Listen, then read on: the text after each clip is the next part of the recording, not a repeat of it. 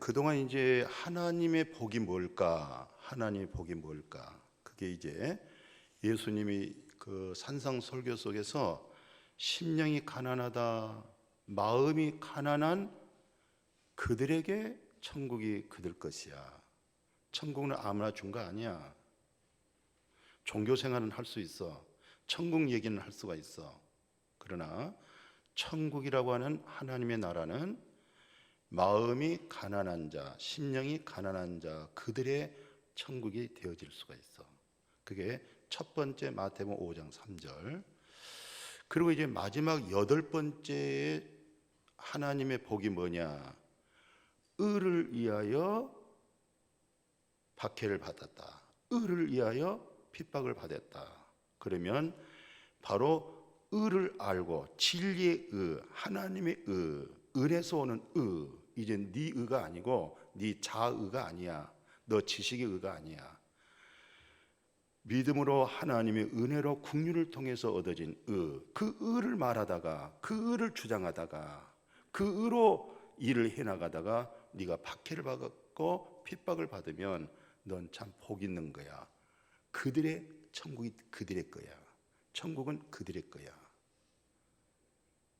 그러니까 첫째도 심령이 마음이 가난한 자 그들의 천국이고, 여덟 번째 복도 의를 위하여 박해를 받았다, 핍박을 받았자. 천국은 그들의 것이야. 그 의는 어떤 의냐? 예수님의 총체적인 결론된 메시지는 그의 나라와 의를 구하라. 그러면 나라는 천국을 얘기하고, 심령이 가난한 자는 복이 있다, 천국이 그들 것이다. 너희는 먼저 그 나라를 구하라. 그 다음에 의를 위하여 박해를 받은 자는 복이 있나니 천국은 그들 것이다. 그 의를 구하라. 그 나라와 의를 구하라. 그래야면 먹을 거, 입을 거, 마실 거, 이건 이방인들이 구하고 힘쓰고 노력한 거, 이것은 내가 그냥 보너스로 그냥 주는 거야. 네가 해야 할 일은 하나님의 나라가 이루어지도록 마음과 심령이나 또는 마음이 가난하고, 그래서 천국이 네가 소유하고 있기 때문에 복이 있는 거고, 두 번째는 네가 이제 네 의가 아니잖아.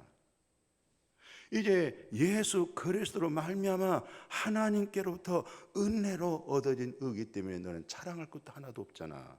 네 행위에서 난 거 아니잖아. 너는 주장할 수도 없어. 그 의로 인해서 네가 박해를 받고 핍박받으면 그래서 천국이 네 것이잖아. 그리고 예수님을 통해서 네가 박해를 받고 네가 어려움을 당하고 고난당하고 온갖 거짓 것으로 네가 어려움을 당할 때 너 기뻐해라. 왜? 그것은 하늘에서 상이 큰 거야. 그건 상급이 있는 거야. 오늘 예수 그리스도로 인해서 내가 박해를 받고 예수를 인해서 모욕을 당하고 거짓 증언에서 많이 화를 입었을 때 그것을 하나님 배로 감사해라. 그것이 너에게는 하늘에 상이 쌓여지는 거야.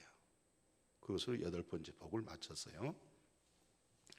그리고 오늘 늘 오순절 성령의 강림주일날 그 성경을 대체적으로 인용한 것이 오늘 본문의 내용이에요. 성령을 받으면 권능이 임한다. 권능이라는 말이 나오잖아요.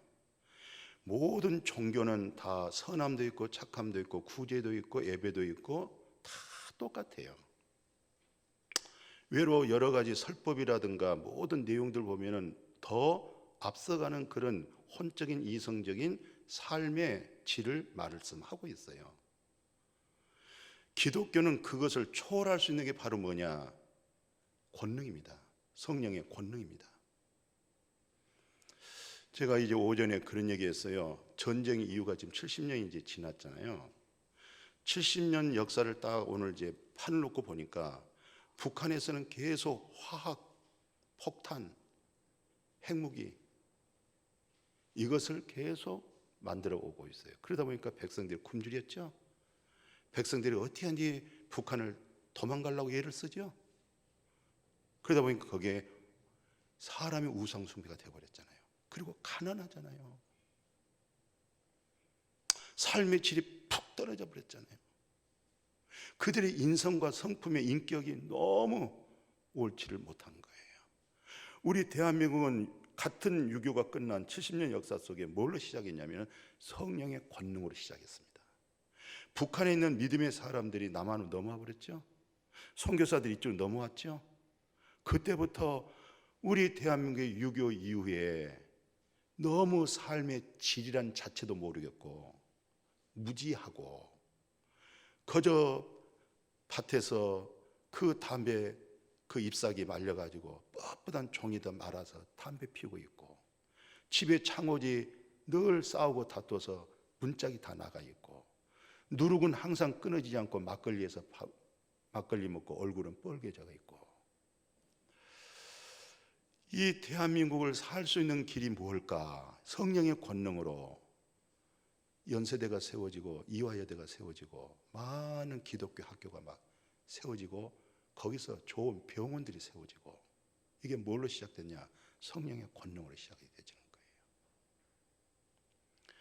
거예요. 이 권능이란 말이 다이나마이트라는 그 폭탄이란 말이 어디서 유래가 되냐면 디나미스, 헬라어 디나미스, 권능이라고 하는 말이 헬라어로 디나미스인데 거기서 유래된 말이 영어로 다이나마이트, 폭탄입니다. 요즘은 전에 우리가 설악산과 속초를 가게 되어지면 그 미시령과 그 진부령을 그 산에 올라가서 그리고 쫙 밑으로 내려가거든요. 근데 요즘은 그 폭탄으로 인해서 다이나마이트로 그 공사가 잘 이루어져 가지고 이제 미시령이라는 거 진부령 그리 안 올라갑니다. 바로 밑으로 굴이 뚫려져 가지고 직통 들어갑니다. 강릉도 굉장히 가까워져 버렸어요. 무슨 힘으로? 폭탄, 힘.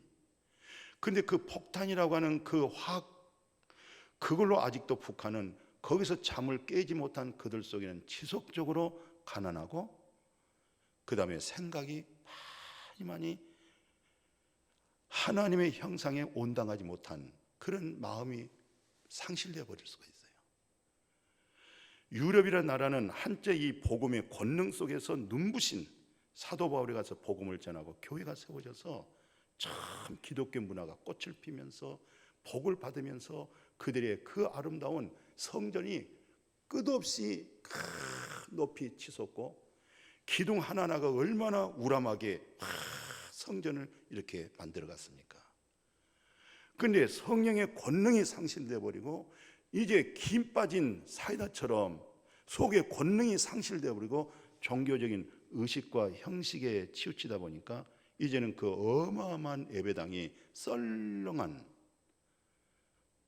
그 유럽을 다 다녀보게 되어지면 어떤 일이 있어요? 다 관광지가 되고 있습니다. 오늘 이 성령의 이 권능이라고 하는 디나미스, 이 다이나마이트, 이 폭탄의 힘이 없으면 우리 믿음도 서서히 꺼져가기 시작합니다. 의식과 형식만 가지고 있고 종교적인 성향만 가지고 있지 폭탄의 위대한 힘이 상실되어 버립니다. 에스겔 선지자는 뭐라고 예언하냐면 그 36장에 보면은 이 다이나마이트라고 하는 이 디나미스라고 하는 이 성령의 권능이 우리 마음에 이제 새 영이라고 그래요. 그래서 새 영이 우리에게 들어오면 어떤 마음이 되냐면 새로운 마음이 되어집니다. 근데 그 새로운 마음이라는 것이 우리 마음은 돌같이 굳어지거든요. 그 마음이 돌같이 굳어질 때 하나님의 지혜가 끊어지고 생명력이 끊어지면서 거기서 수명이 단축돼 버리거든요. 마음이 돌같이 굳어져 버리고 강팍해져 버리면서 하나님의 말씀이 내 마음에서 떠나버리잖아요. 안 되잖아요. 근데 그 새 영을 네 마음에다가 부어서 이 마음 자체를 속에다 둬가지고 마음을 부드럽게 해서 마음이 온유한 마음이 되어지면서 하나님의 말씀이라고 하는 진리가 사랑하는 마음이 오고 순종하는 마음이 오고 율례와 규례를 준수하면서 복을 받게 만들어주는 거예요. 이 성령의 권능이라고 하는 이 새 영이 한 걸음 더 나아가 요엘서는 뭐라고 얘기하냐면은 이 영을 새 영을 갖다가 남종이고 여종에게 다 부어지니까 이제는 남녀노소가 이 진리 안에서 자유를 갖는 거예요. 배운 자나 못 배운 자나 가진 자나 못 가진 자나 이 영을 통해서 외로, 이 영을 가진 자가 모두를 외로 다스리고 이길 수 있는 그 힘이 이 성령의 권능을 통해서 부어준다. 나이 드신 노인네들이, 어르신네들 속에는 사람이 나이 먹고 60, 70, 80 넘으면 소망이 없는데 늙은이가 성경에서 볼 때는 이 노인이 꿈을 꾸기 시작하는 거예요. 비전을 갖는 거야. 사랑한 자녀들이 장래 일을 시작하는데 미래 지향적인 비전을 갖기 시작하는데 성령의 권능으로 하여금 뜻이 하늘에서 이루어진 것처럼 땅에서 이루어지는 역사가 성령의 권능이었구나. 이 성령의 권능을 통해서 예수 그리스도께서 이 구약의 전체적인 총체적인 이 성령의 권능을 뭐라고 말씀하시냐면 요한복음에 이렇게 말씀하죠. 14장 26절 27절 보니까 보혜사 곧 아버지께서 내 이름으로 보내실 성령, 그가 너희의 모든 것을 뭡니까? 가르쳐주기 시작합니다. 뭘 가르치냐? 진리를 가르치기 시작합니다. 세상 사람들이 보지 못하고 있는 영원하고 참된 그 세계를 가르쳐주기 시작합니다. 기억나게 합니다. 하나님 말씀이 기억이 나구나.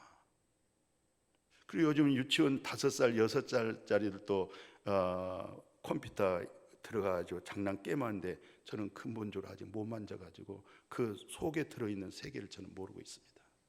그런데 단지 하나는 성경 66권이 성령을 통해서 이 머릿속의 컴퓨터에다가 자꾸 이게 입력이 돼가지고 이 말씀이 창세기에서 또는 요한복음 또는 이사야 막 이게 생각이 떠오르기 시작합니다. 한 주제를 가지고 많은 말씀들이 떠오르니까 막 그걸 또 찾아. 그래서 제가 지금까지 30몇 년 동안 목회하면서 계속 설교를 새로운 것으로 짭니다. 여러분들이 듣기는 그 말과 그 말 같습니다만은 저는 다 어디 것을 참고하거나 어디서 보거나 이렇게 하지 않고 그때그때 이 말씀이 이제 영감이 주면 오늘 이번에 무슨 설교했다. 그럼 주제를 딱 가지면은 이제 성경이 막 떠오르기 시작하고 그게 진리의 성령이 가르쳐 주니까 나도 신선하고 그다음에 맞는 분량을 막 뽑아내야 되기 때문에 그것이 이제 작업이 좀 이제 필요하고 그래서 이 한 판 나오기 위해서는 한 서너 번을 걸러내 버립니다.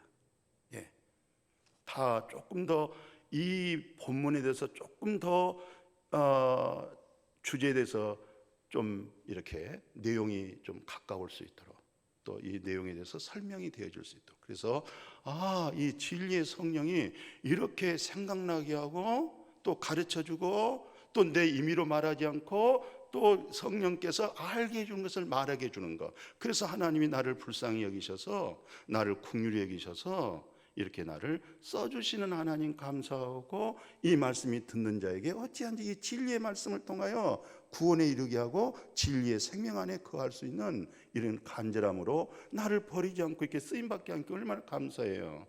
내가 주님 만나기 전에는 굉장히 철학적이고 지식적이고 세상적인 그런 지식을 그런 말들을 굉장히 좋아했잖아요. 그렇게 목회를 10년 했잖아요. 주님을 만난 이후부터는 싹 버렸습니다. 그게 하물며 책까지 쓰레기 때문에 다 버렸습니다. 내가 하나 건진 것은 성경 하나 건졌습니다.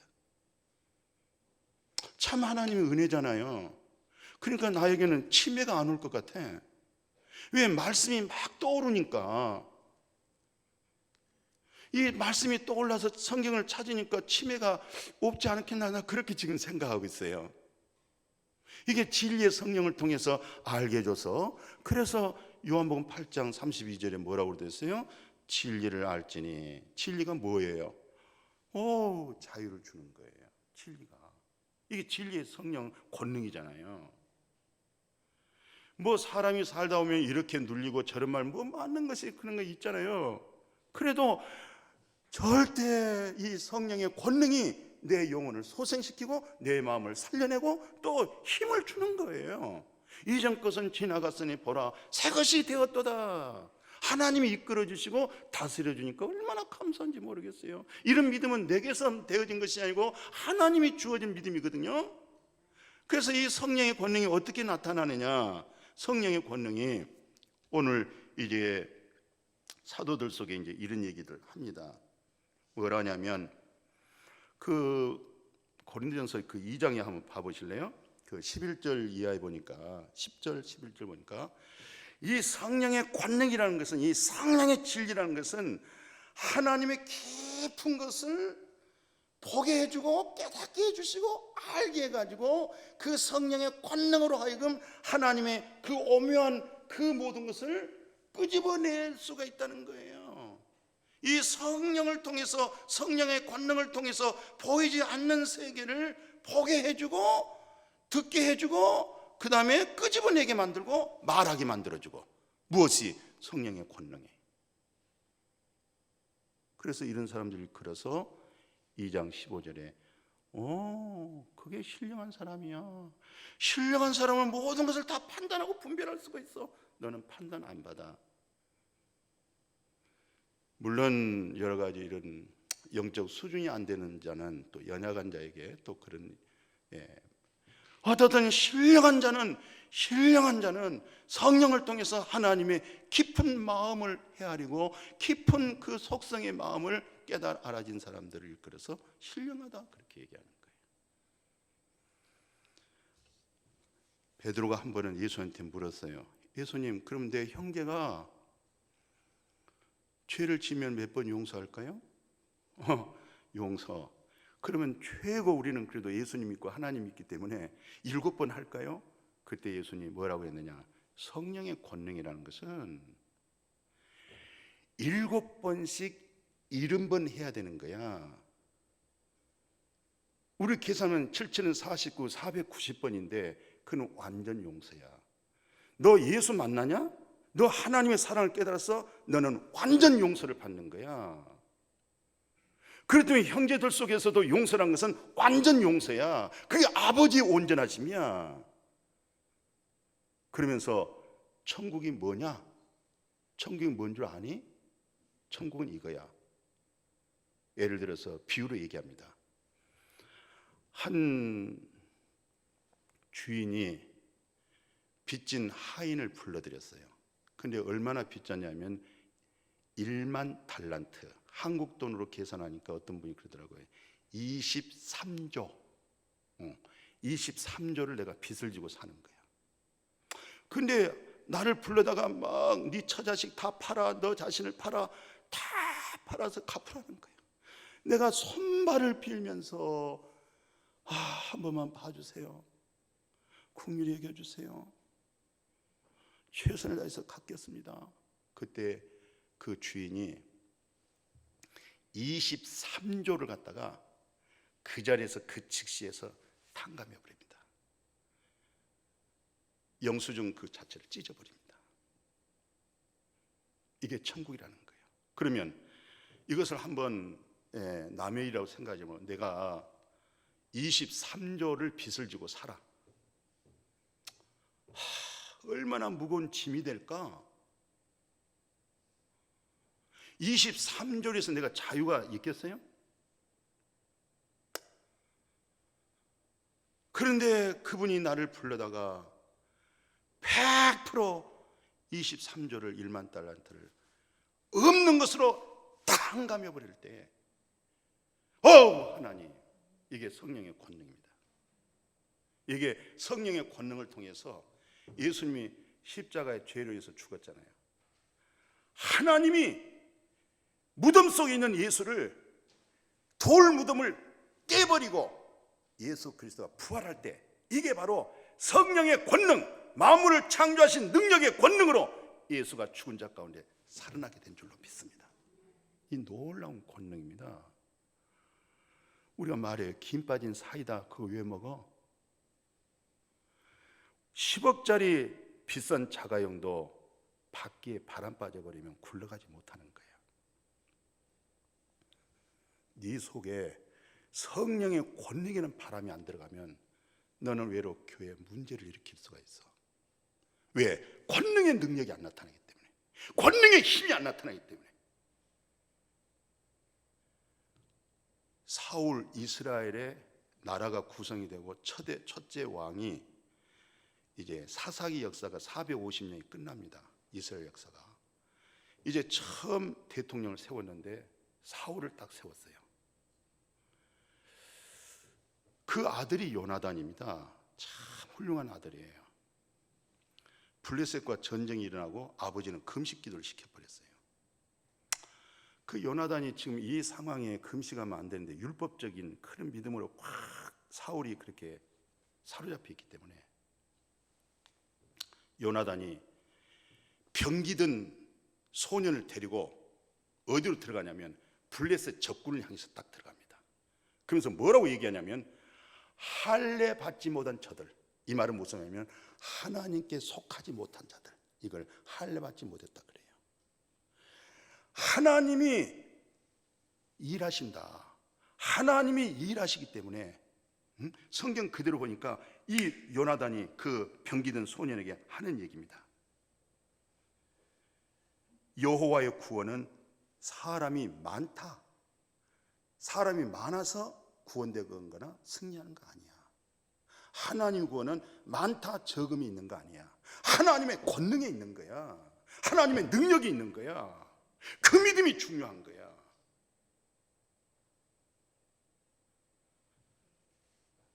다윗이 어떻게 아버님 심부름하다가 전쟁터까지 갔는데 블레셋 군인들이 막 이렇게 이스라엘 향해서 조롱하고 비웃고 막 사울 왕도 벌벌벌 떨고 누가 골리앗 앞에 가서 전쟁할 만한 하나도 없는 거예요.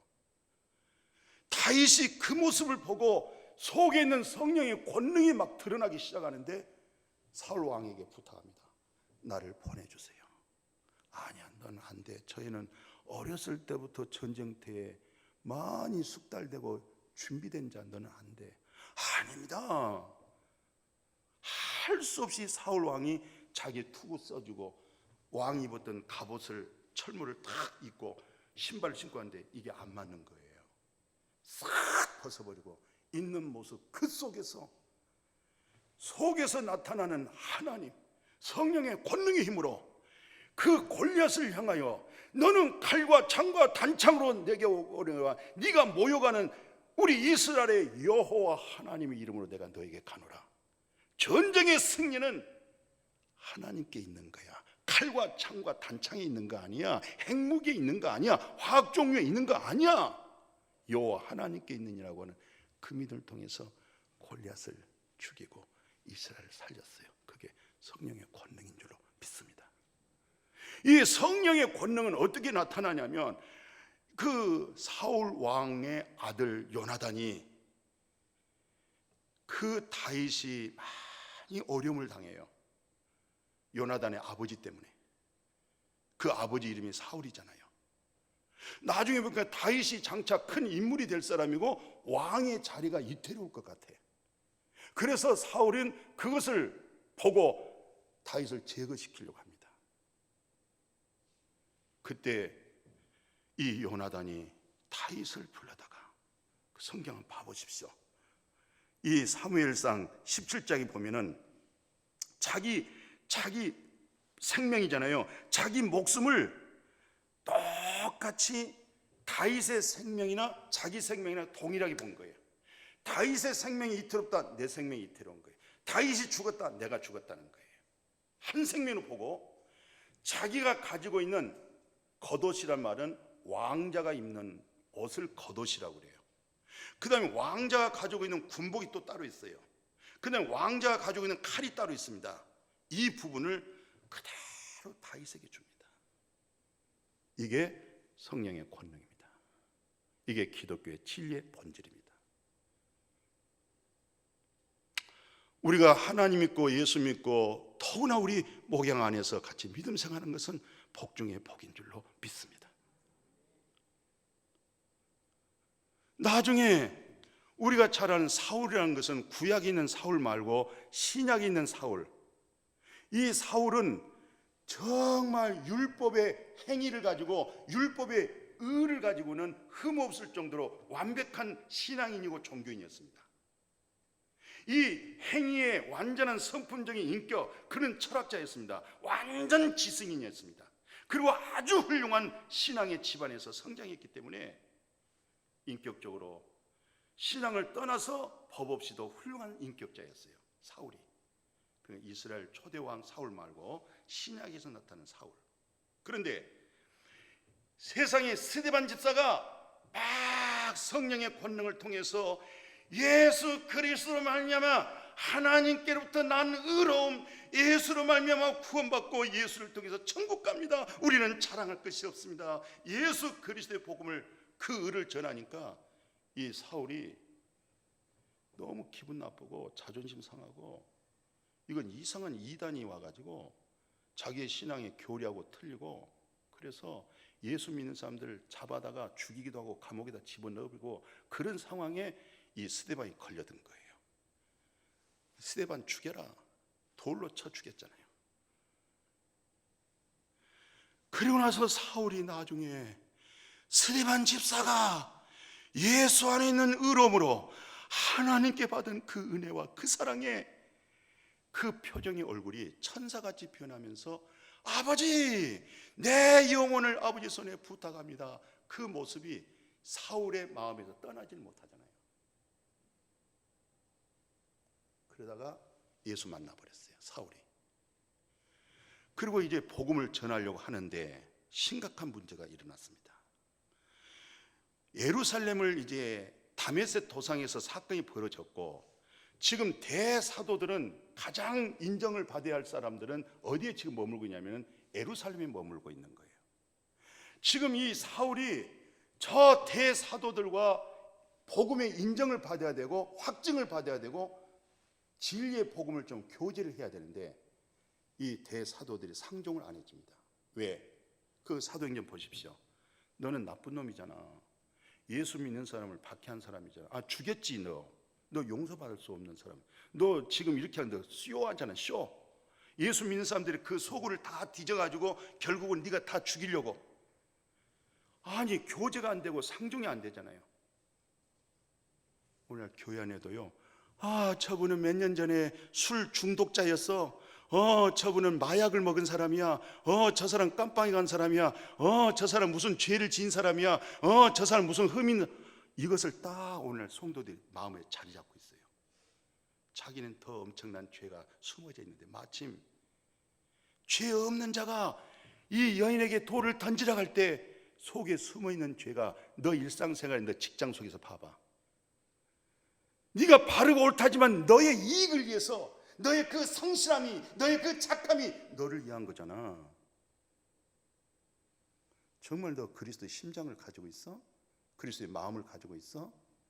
성령의 권능을 통해서 어떻게든지 살려보려고 하고 어떻게든지 도움을 주려고 하고 어떻게든지 회복시키려고 하는 그 마음 없잖아. 너 네 이익 없으면 잘라버리잖아. 이익 있으면 바리새인들 봐봐. 얼마나 산 넘고 물 건너 강 건너까지 가. 이익을 위해서는. 전도하기 위해서는 그렇게 수고해서 전도하면은 너보다 더 지옥 가는 그런 사람들이 만들고 있잖아. 네 종교적인 외모된 모습 가지고.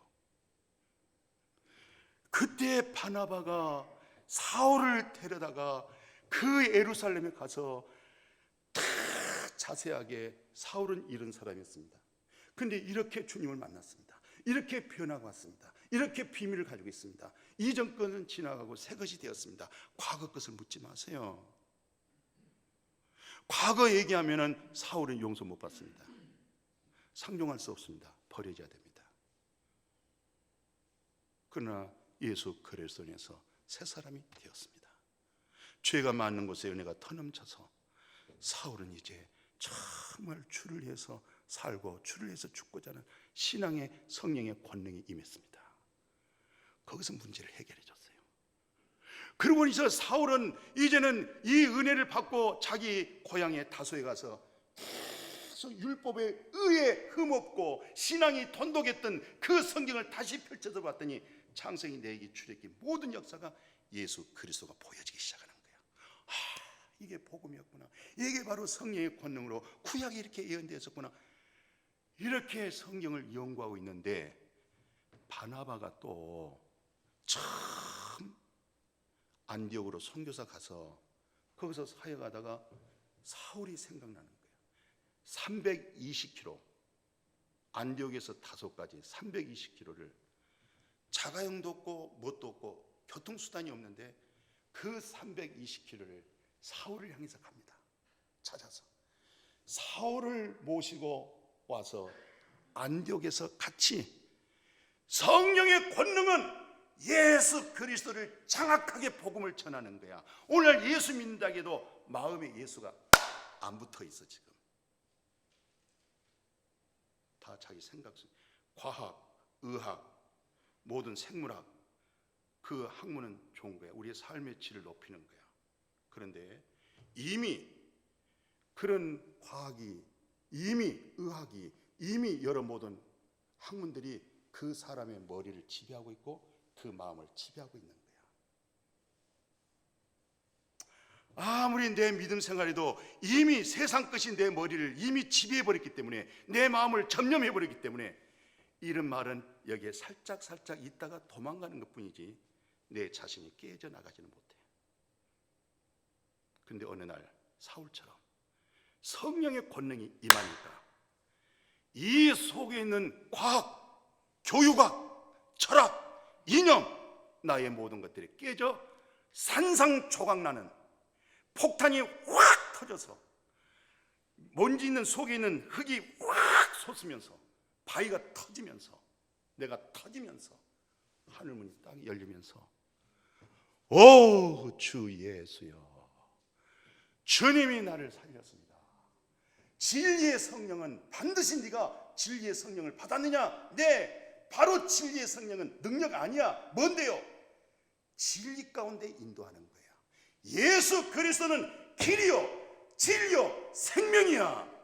성령은 그렇게 인도해서 너를 성령의 권능으로 네 속에 있는 바위들, 뭉쳐있는 거 팍 터져서 그리스도로 나오게 만드는 거야. 그게 힘이야. 그게 권능이야. 이것이 우리 한국교회 초창기의 시작이 돼서 여기에 최고의 놀라운 삶의 재물적이고 모든 교육을 통해서 이만한 신앙 속에서 인격을 갖춰진 나라예요. 그러나 이제 점점 이 성령의 권능이 상실되어 버리면 유럽처럼 종교적인 의식과 형식적인 사람은 되어져 있지만 문제를 타결하고 해결하고 바위를 뚫려서 미시령과 진부령을 높아야 한다고 바로 직선으로 꽂힐 수 있는 성령의 권능, 폭탄, 다이나마이트, 이게 필요합니다. 그래서 예수님께서 뭐라고 설교했냐면은 마가복음 9장 23절에 예수께서 할 수 있거니 무슨 말이야? 할 수 있거니 무슨 말이냐? 믿는 자에게 믿음이 다이나마이트, 성령의 권능, 예수 그리스도가 믿음이잖아. 믿는 자에게는 능치 못하심이 없는데, 바로 마태복음 19장에 뭐라고 얘기하냐면 사람은 할 수가 없잖아. 하나님은 다 하는 거야. 아멘. 하나님은 다 하는 거야. 하나님이 하는 걸 멈추지 마. 하나님이 하는 거야. 하나님이 하는 것 뒤에서 잠잠히 이스라엘 백성들 홍해바다가 갈라져서 그 이스라엘 백성 걸어가는 뒷모습만 보면 되는 거야. 하나님이 책임지는 거야. 하나님이 이루시는 거야.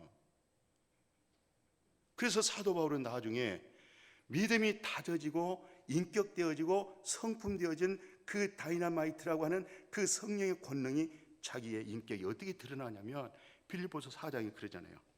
내게 능력 주신 자 안에서 이 다이나마이트, 이 성령의 권능, 이 능력 주신 자 안에서 내가 모든 것을 할 수 있느니라. 나는 비천에 처할 줄도 알고 풍부에 처할 줄도 알고 모든 일에 배부르고 모든 일에 배고프고 나는 이 보이는 것에 인해서 난 초월한 사람이다. 내게 능력 주자 내가 모든 걸 할 수 있다. 오늘 아침에 핸드폰에 열어보면은 토요일과 일요일 날은 새벽 기도가 안 나가고 그날 말씀만 핸드폰에 들어갑니다. 월요일부터 금요일까지는 새벽 기도가 설교가 들어가기 시작합니다. 오늘 여러분들의 핸드폰에는 시편 118편에 15절 이하가 성령의 권능이 뭐냐, 구약에서 말하는 권능이 뭐냐, 의인들의 장막에는 기쁜 소리, 구원의 소리가 막 짝짝짝 울리기 시작하는 거예요. 오늘 이 몸된 교회는 성령의 권능을 통해서 구원의 소리, 기쁨의 소리가 울려 저 담장 밖으로 넘어가기를 축복합니다.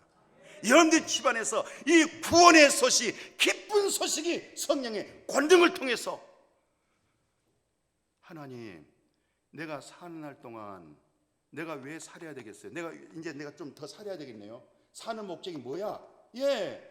바로 이 권능의 하나님의 역사를 내가, 하나님의 일을 하는 일에 있어서 하나님이 나타난 일을 내가 말하기 위해서 내가 살겠습니다. 아멘. 이스라엘 백성들이 출애굽하기 전에 모세로 하여금 애굽 땅에 막 기적이 일어나니까 그 어마어마한 애굽 땅에도 요술쟁이가 있었어요. 마술을 하고 박사들이 있었어요. 아니 모세가 처음에 지팡이 던져가지고 뱀이 됐는데 그들도 뱀이 만드는 거야. 여러 가지, 한 가지, 두 가지, 세 가지 같이 요술이 같이 나오는 거야. 그 다음부터는 요술쟁이들이, 박사들이 할 수가 없는 거야.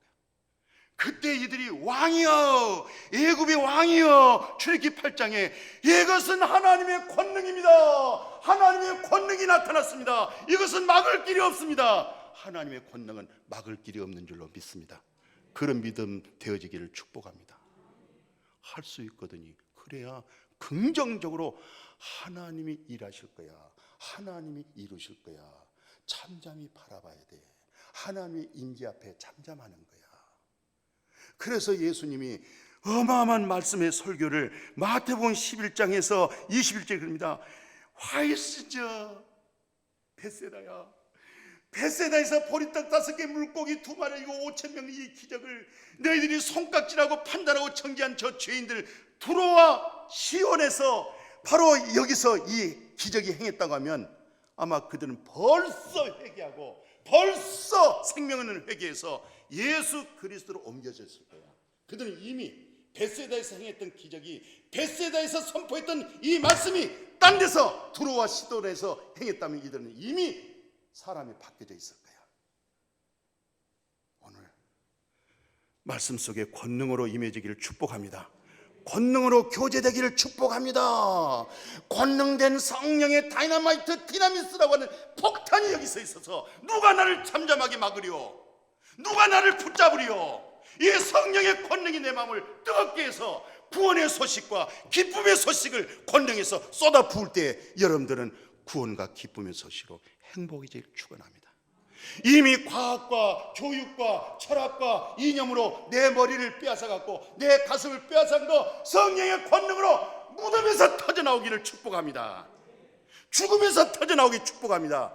모든 지식도 다 그리스도 안에서 새 것으로 보여지고 새 것으로 들려지고 모든 말씀이 생명으로 공급되어지기를 축복합니다. 하나님 감사합니다.